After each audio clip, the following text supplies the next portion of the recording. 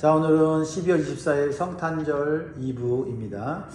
오늘 우리에게 주시는 말씀 누가복음 2장 8절에서 20절 말씀으로 하나님 말씀 나누도록 하겠습니다.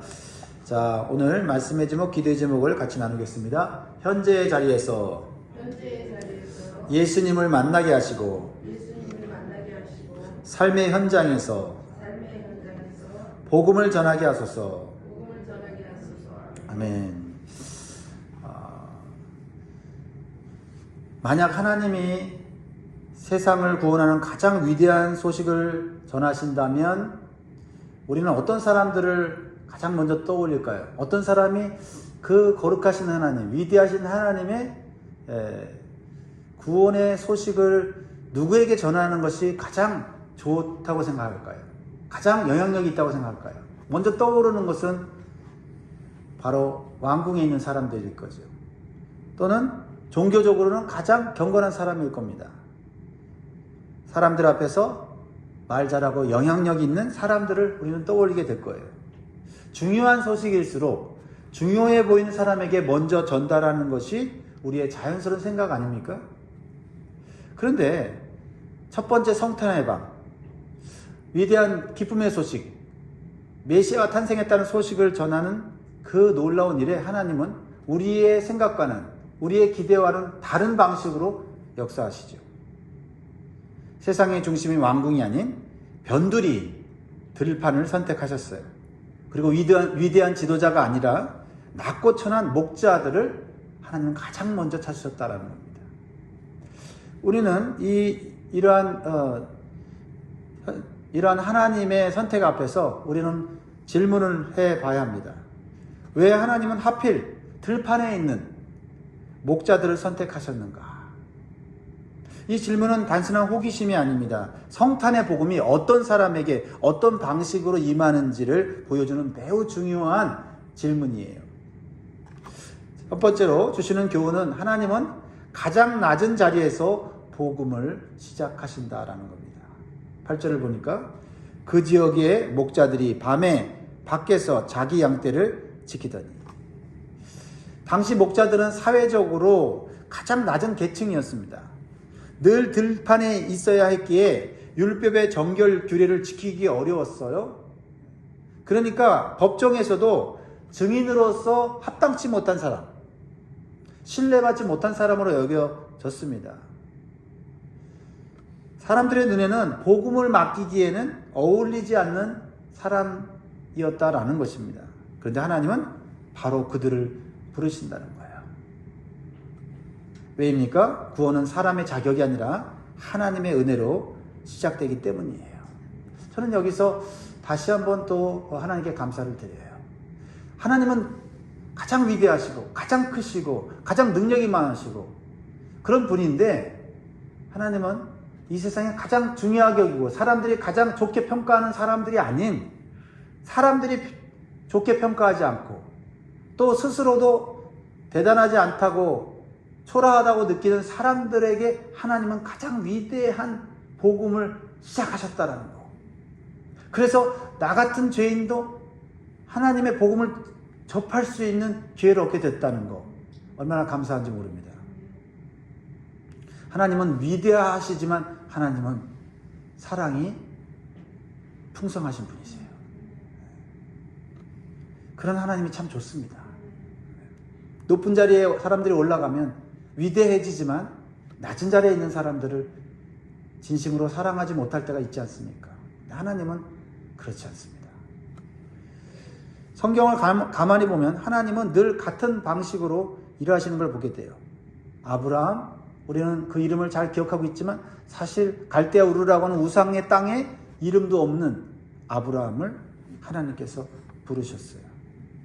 그래서 믿음의 조상이 되게 하시고 아브라함을 통하여 하나님의 위대한 언약을 이루어 가셨습니다.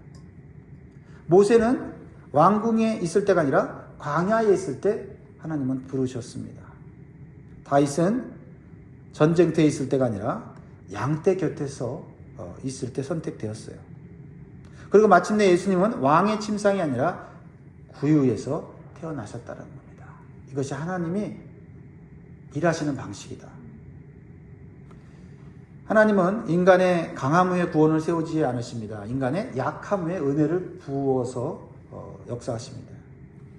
여러분, 병원에서 가장 먼저 치료를 받는 사람은 누구예요? 괜찮다, 괜찮다, 저는 괜찮아 이러면 순위에서 밀려나죠. 살려달라, 죽겠다, 지금 아니면 나는 안 된다라고 그렇게 안타깝게 부르짖는 사람에게 먼저 치료가 이루어지지 않습니까? 은혜도 마찬가지입니다. 오늘 이 말씀을 적용을 해봅니다. 혹시 우리는 이렇게 말하면서 하나님의 그 은혜의 부르심을 뒤로 미루고 있지는 않은가? 나는 아직 부족해서, 지금 내 상황으로는 안 될 것 같아서, 나보다 더 잘난 사람들이 많이 있는데, 근데 하나님은 그렇게 일하지 않으시고 낮은 사람에게 오셔서 하나님의 은혜를 부어서 하나님의 일을 하게 하신다는 거죠. 이 성탄절은 분명히 말씀합니다. 하나님은 준비된 사람을 사용하는 분이 아니라 부르신 사람을 준비시켜서 사용하신다. 이 성탄의 계절에 스스로를 자격 미달로 여기며 물러서지 마시기 바랍니다. 하나님은 지금도 낮은 자리에서 은혜를 붙드는 사람을 부르고 계시는 줄 믿습니다. 은혜를 사모하십시오. 두 번째로 주시는 교훈은 하나님은 일상의 현장 속에서 사람을 부르신다. 일상의 현장 속에서. 9절 10절을 같이 한번 읽겠습니다. 시작. 주의 사자가 곁에 서고 주의 영광이 그들을 두루비침에 크게 무서워하는지라. 천사가 이르되 무서워하지 말라. 보라, 내가 온 백성에게 미칠 큰 기쁨의 좋은 소식을 너희에게 전하노라. 이 위대한 성탄의 소식을 목자들에게 전했는데, 목자들이 어디에 있었습니까? 들판에 있었습니다. 그들은 예배당에 있지 않았습니다. 기도회도 특별한 영적인 모임도 아니었습니다. 그들은 들판에서, 거친 들판에서 자신에게 맡겨진 일을 성실히 감당하고 있었습니다. 바로 그 삶의 현장, 일터에서 주의 영광이 그들을 비추었다라는 것입니다. 왜 하나님은 이런 방식을 선택하셨을까요? 물론 예배당에 하나님의 임재가 강하게 임합니다. 영적으로 모여 기도하는 곳에 하나님의 성령이 임합니다. 그러나 하나님은 우리가 영적으로 완벽히 준비된 순간에만 찾아오시는 분은 아니십니다. 복음은 종교 행사에서만 들려오는 소식이 아니죠. 하나님은 성전 안에서만 말씀하시는 분이 아니시죠. 때로는 들판에서, 때로는 바닷가에서, 때로는 우물가에서도 말씀하시는 하나님이십니다. 예수님도 그분의 사역을 보면 회당보다는 길가 위에서, 식탁에서, 그렇죠? 그리고 들판에서 많은 사람들을 부르시고 그들에게 하나님의 복음을 전하셨습니다. 우리는 종종 이렇게 말을 하는 것을 듣습니다. 조금 한가해지면은 신앙을 좀 가져볼까 합니다. 생활이 좀 안정되면 교회에 좀 열심히 나갈까 합니다. 그러나 우리의 인생은 완전히 여유 있는 시간을 잘 주지 않습니다. 그래서 하나님은 삶이 멈춰져 있는, 우리가 삶을 멈추는 자리가 아니라 삶이 바쁘게 흘러가는 그 자리에 하나님은 찾아오신다라는 거예요. 오늘 우리의 가정과 직장, 반복되는 일상은 신앙의 장애물이 아닙니다. 하나님이 인지하시고 말씀하실 수 있는 자리라는 것을 인정해야 할 줄 믿습니다. 하나님을 만나기 위해서 이걸 갖추고 저걸 갖추고 하다 보면 인생이 끝이 납니다. 지금 이 자리에서, 바쁘다고 하는 이 자리에서, 힘들다고 하는 이 자리에서, 여유가 없다고 하는 그런 자리에서 하나님의 음성을 들을 준비를 하시면 하나님은 들판에서도, 우물가에서도, 세관에서도, 그 어떠한 절망의 자리에서도 하나님은 복음을 전해주시는 줄 믿습니다. 중요한 것은 하나님 말씀을 듣고자 하는 마음입니다. 세 번째로, 하나님은 말씀을 들은 즉시 순종할 사람을 찾으십니다. 15절, 16절 같이 읽겠습니다. 천사들이 떠나 하늘로 올라가니 목자가 서로 말하되 이제 베들레헴으로 가서 주께서 우리에게 알리신 바 이 이루어진 일을 보자 하고 빨리 가서 마리아와 요셉과 구유에 누인 아기를 찾아서. 목자들이 왜 하나님의 선택을 받았는지를 알 수 있는 구절들입니다. 목자들이요, 그 놀라운 메시아 탄생의 소식을 들었을 때 그들의 반응은 단순했습니다. 뭐예요? 이제 베들레헴으로 가서 보자.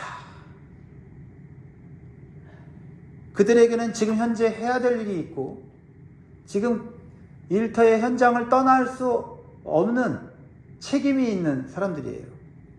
그러나 그들은 더 큰 복음의 소식, 위대하신 하나님의 성탄의 메시지를 들었을 때 그들은 모든 걸 내려놨다는 거예요.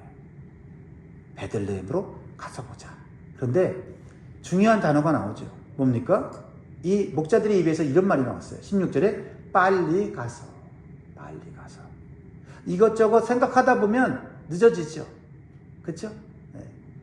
이것도 해야 되고 저것도 해야 되고 그러다 보면 예수님의 탄생의 소식을 못 볼 수도 있는 거 아닙니까? 그런데 목자들은 빨리 가서. 이 빨리라는 단어입니다. 성경에서 순종은요, 모든 것을 다 이해한 뒤에 하는 행동이 아닙니다. 하나님을 신뢰하기 때문에 먼저 움직이는 행동이죠. 가장 먼저 해야 되고 가장 늦게 해야 되는 것은 내 삶이 기준이 아니라 하나님이 말씀하셨을 때 그 말씀을 따라 하는 것이지요. 왜요? 하나님 말씀을 따라 행할 때 우리의 삶은 평안해지고 질서가 잡히고 형통케 되는 것이지요. 내가 내 삶을 조정하고 내 삶을 내가 원하는 대로 한다고 해서 형통해지는 것은 결코 아님을 우리는 경험하고 있지 않습니까? 하나님의 부르심이 있을 때 그 부르심에 즉시 순종하게 되면 그 길은 막상은 앞이 보이지 않는 길 같지만 그 길은 가장 확실한 길입니다. 아브라함이 하나님의 부르심을 받았을 때 모든 삶의 우상들을 내려놓고 가나안 땅을 향하여 어디로 가는지 모르고 말씀을 따라갔다고 했습니다. 그 말씀을 따라가는 한 걸음 한 걸음 위에 하나님은 놀라운 구원의 역사를 이루셨다라는 것이죠.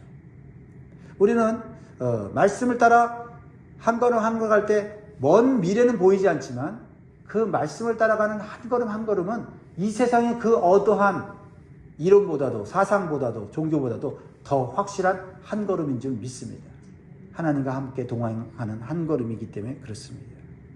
왜? 하나님은 우리의 한 걸음 한 걸음을 결코 실패하지 않고 끝까지 영원한 천국으로 인도해 주시기 때문에 그렇습니다.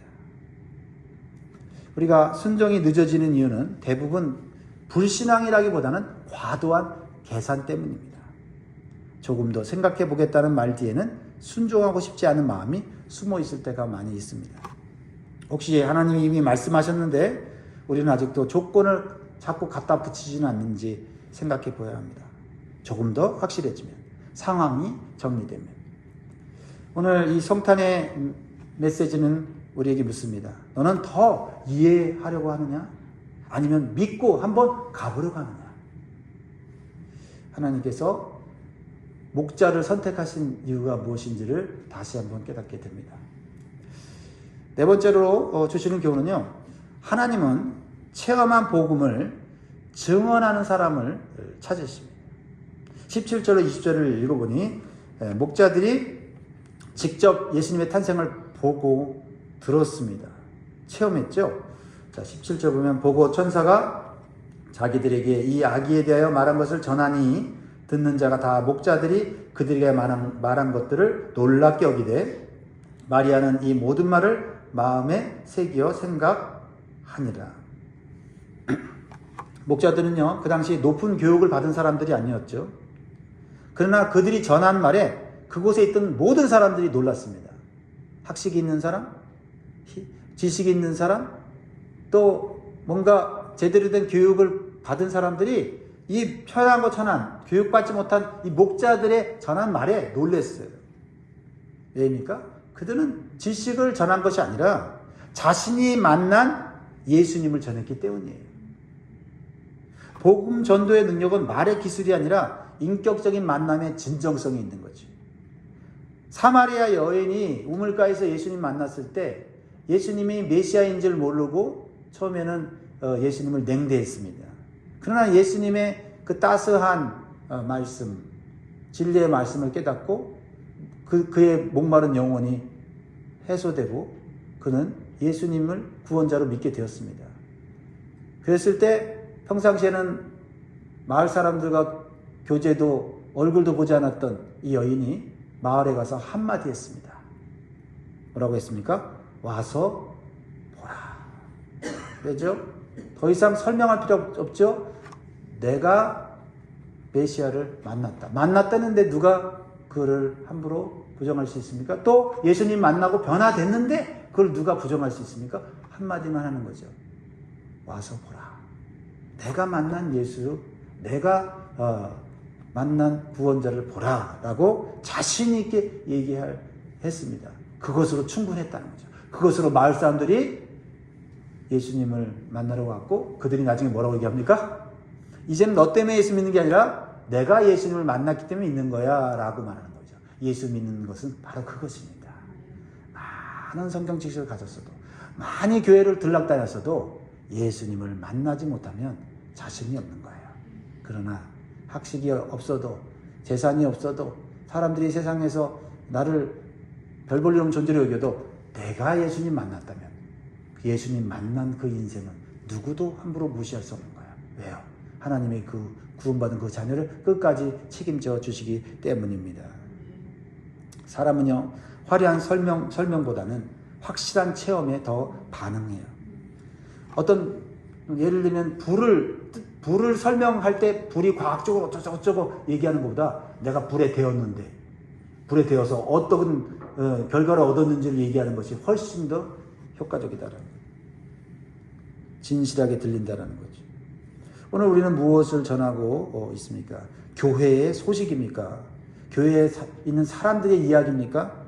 아니면 내 삶을 바꾼 예수님입니까? 복음을 전하려고 애쓰기 전에 먼저 복음 앞에 진실하게 서야 됩니다.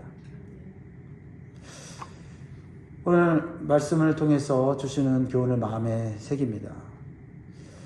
성탄의 밤에 하나님의 목자들을 부르는 이유는 우연이 아니라 하나님의 계획된 하나님의 선택입니다.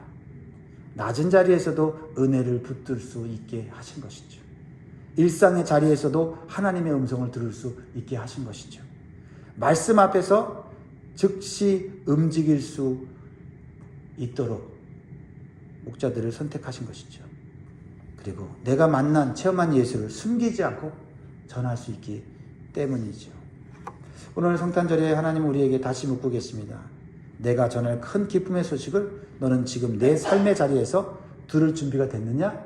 그리고 그것을 전할 준비가 되어 있느냐? 묻습니다. 우리는 이렇게 기도해야 됩니다. 주님, 오늘도 제 삶의 자리에서 복음을 듣고 즉시 순종하는 목자 같은 믿음으로 살게 하여 주시옵소서. 기도할 수 있기를 주의 이름으로 축원드립니다. 아멘.